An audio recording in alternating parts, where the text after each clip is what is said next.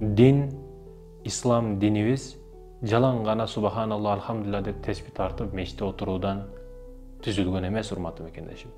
Бул жер ибадатты кылып чыгып кете турган жер. Мечитте ибадатты кылыш керек, намазды окуш керек, дароо чыгыш керек. Жумушуңду кыл, жерлерге тара, өзүңдүн рызкыңды тер. Эркек кишисиң аракетиңди кыл. Кыз бала эч качан эт алып келбейт үйгө. Кыз бала ата энесин бакпайт. Кыз бала бирөөнүкү. Өзүңүз аракет кылышыңыз керек. Ата энеңиз кызматын кылышыңыз керек. Өзүңүз көп нерсеге жетишиңиз керек.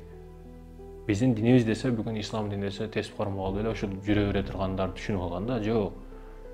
Кээ бирөөлөр бар, бизнесте дагы өтө күчтүү болот. Анан динге келгенден кийин ушул экен да деп калат. Жок. Биздин жол башчыларыбыз бүт күчтүүлөр болгон. Акчадан дагы, динден дагы.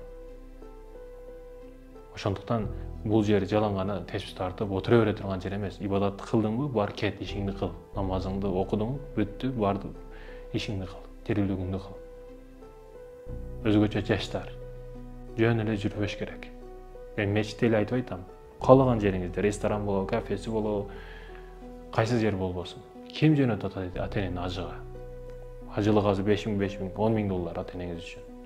Ким акчаны табат? Ошондуктан бул маселеде катуу ойлонушубуз керек. Динибиз жалкоолуктун дини эмес, кыскасын айтканда. Динибиз аракеттин, эмгектин, өжөрлүктүн дини. Кайтпастыктын дини.